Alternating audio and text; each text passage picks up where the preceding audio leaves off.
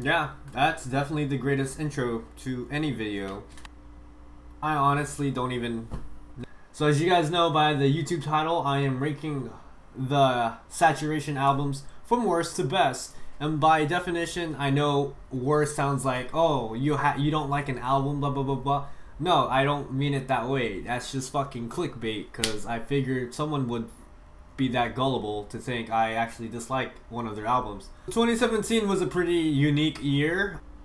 1 year under Donald Trump's presidency, and we're still alive.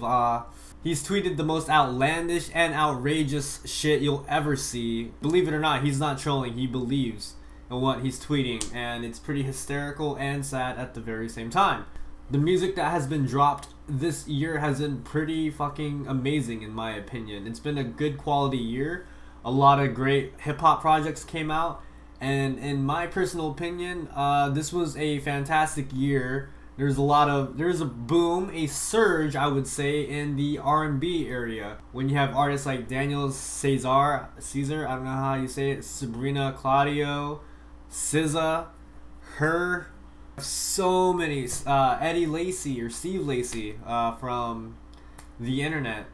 Not the actual internet, but the band internet, featuring Sid, who also dropped an album this year. Just a lot of quality R&B music, or alternative R&B, whatever lane, whatever feel you want to say, that has been pretty dope. But the one that has stuck in my mind the most this year is definitely America's hip-hop boy band, the Wu-Tang boy band. My phone went off. Okay, cool. And it's still going off. Can you not? Can you not? Are you done? You ready to shut your vibrator off? Brockhampton has dropped not one album, not two albums, 3 fucking albums. If you don't know, Trilogy, T-R-I, which means 3. You don't believe me? How many angles are in a triangle? Fucking 3. Brockhampton was a massive highlight this year, especially towards the second half. That's when they dropped Saturation, I believe, in June, July, a little bit earlier than that. I'm a little let down because I was not there for the anticipation of the album dropping. I did not know singles were dropping left and right, with the quality of the music that was with tracks like Heat, Gold, Star, Face. Like, it's very upsetting. And the quality of the videos, I really like the low budget films that I didn't witness until after I heard the album. So a part of me is a little bit bummed out about that. And by definition, I know worst sounds like, oh, you don't like an album, blah blah blah blah. What I mean by worst, whatever ranks third, it's low-key kind of like least liked album, but they have 3 amazing projects, but I have to choose one that I like the least and one I liked the most. So I'm not hating on that third album. Whichever album that is, it's just clarification that I do like the album. It's just not good compared to the other 2, whichever album that will be. When it comes to the saturation albums, it kind of reminds me of Kanye West's discography. I think I said that word right. If you ask a Brockhampton fan, I'm pretty sure you're going to get a different answer a majority of the time, whatever their favorite albums are, if they had to rank it. But remember, objectively, subjectively, seductively, whatever word ends with -ively, whatever fits the occasion. This is my opinion, okay? So I'm not right. I don't get paid. If you guys have your own opinions, leave them down in the comments. I love reading your guys' comments. I want to see what you rank these saturation albums in order and why. So when it comes to the third spot, I thought it was pretty easy to me, in my opinion. Unfortunately, it is Saturation 1. I did take notes. The thing that bothers me when people talk about Brockhampton and its sound and production, I hate when people say it's so unique, it's so different, it's so dynamic. Yes, and yes, it is true, but to an extent. If you really dive deeper into the production, you can actually hear some of the influences. Like, people kind of disregard, like, no man, this is their sound, that's all. Nah fam, like, if you really dive deeper, you can hear influences. Kanye West, Clips, occasionally Death Grips, but that's more in the Saturation 3. The main influence I keep hearing is Nerd. This album stands out a little bit more to me than the rest because it is their first project. It was a learning curve to figure out who was who, kind of like Wu-Tang Clan in that sense. When I first listened to that project, I had no idea who the hell was who except for Method Man. I did not know any of the guys at all in this project, so learning who was who, trying to figure out, alright, this is that guy, this is who that is, this is who made the beat, like that aspect was very rewarding because it made me a bigger fan of who they are, and you get a feel of what kind of styles they do, the way they flow, the lyrics, the concepts, what they speak in. I do have a few gripes with the album. As great as I do like the album, there's not a track that I would skip, but if I had the chance, I probably would skip a few of the tracks. I would only go straight to the standout tracks, and those tracks would be Heat, Gold, Star, Faced, Waste, Fake, and Bump.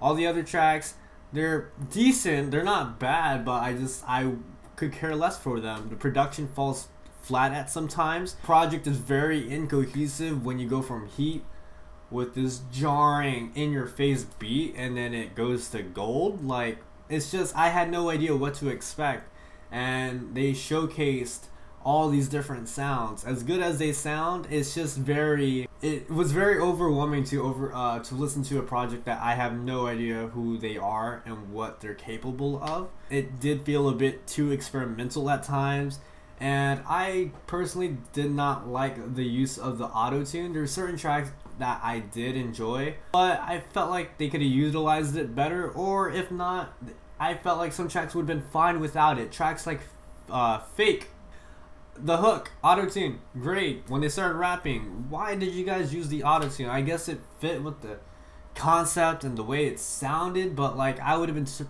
totally fine without the auto-tune on those verses. So Saturation is number 3, but yeah, I'm not knocking the album. I still enjoy the album. I still listen to the album. So in Saturation 1, I gotta say Amir Vaughn steals this album. He captivated me throughout that whole entire project. Every time he spit a line, like my ears were pinned to his voice. Like he's so dope. So it's the tough part, honestly, ranking Saturation 2, Saturation 3, which was the best album of the trilogy. So I'm going to talk about the pros and cons of both albums, and then I'll reveal who takes the number 1 spot. With Saturation 2, you definitely get more of a hip-hop album. The vibes are there. It wasn't very experimental. It felt more like a hip-hop driven album. The beats were gritty.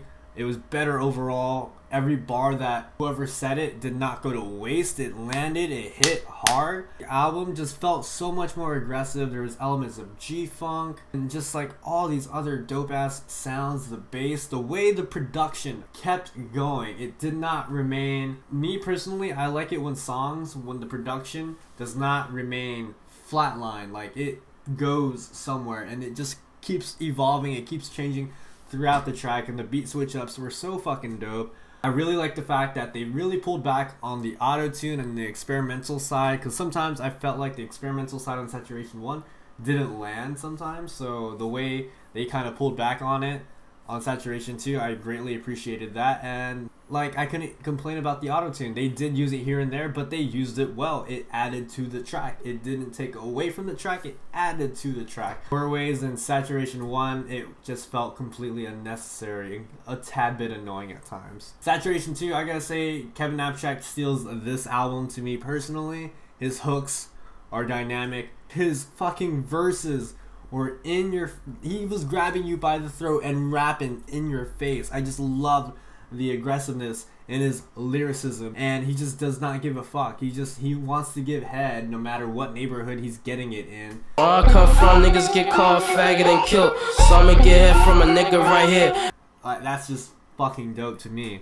What were the standout tracks? Every track was a standout track. Not one track was wasted, not one track I would skip. Every track fits well, a very cohesive project. The sounds were there, it sounded cohesive enough, and it was one hell of a listen. Honestly, I don't have a pros and cons list with both of these albums. It's just mainly pros and pros. So with Saturation 3, I gotta say this album was absolutely fantastic. Single Boogie, wow, what a track, dude. It's very ambitious, it's very out there, it's very funky. It felt like the most nerd inspired track there was on the album, and of all 3 albums. This album so far had the most ambitious and experimental production, but in this sense, more than Saturation 1, it pays off well and it sounds fucking fantastic.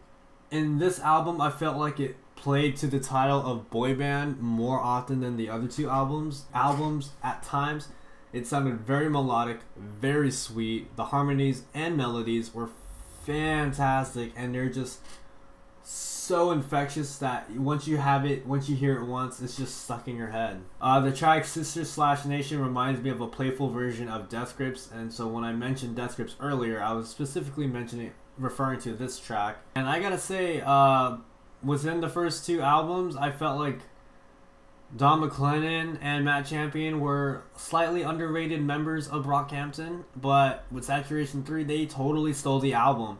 And within each album that progressed from Saturation 1, 2, and 3, Joba kept stealing the albums left and right. Dude, Joba is such a wild card. You don't know what he's gonna do to the track. You don't know how he would add to the track. But once you hear it, it's just fan-fucking-tastic, dude. As much as I love Saturation 2 and Saturation 3, it's more of a toss-up. Sometimes I don't know what I would rather go with. This just depends on the mood I am in. If I want to listen to a more hip-hop driven album, Saturation 2. If I want to listen to a more poppier, ambitious, experimental album, then Saturation 3. The concepts of what they talk about is very similar, so there's no difference between that 2, but it's just the sonically production and how they laid out these tracks is what makes them completely different from each other. But I don't know if it's basically on the fresh rating, how soon the album released. Saturation 3 came out the latest. It's more newer, it's more on replay value. I haven't gone back to Saturation 2 since Saturation 3 has dropped, but I would have to say Saturation 3 might be the better album. So yeah, Saturation 2 would be ranked number 2, and then Saturation 3 is ranked number 1. I just felt like they get it right this time with Saturation 3. They get both the elements of Saturation 2 and Saturation 1, where the hip-hop driven songs are there, the melodies, the harmonies. Tracks like Johnny and Bleach just stand out so well, and they get the experimental side right, where Saturation 1, I just felt like some aspects it works, some aspects it doesn't, and I just felt like Saturation 3 has that perfect balance of what Saturation 2 and Saturation 1 has to offer. So that's why Saturation 3 is ranked as number 1 and Brockhampton's best album to date.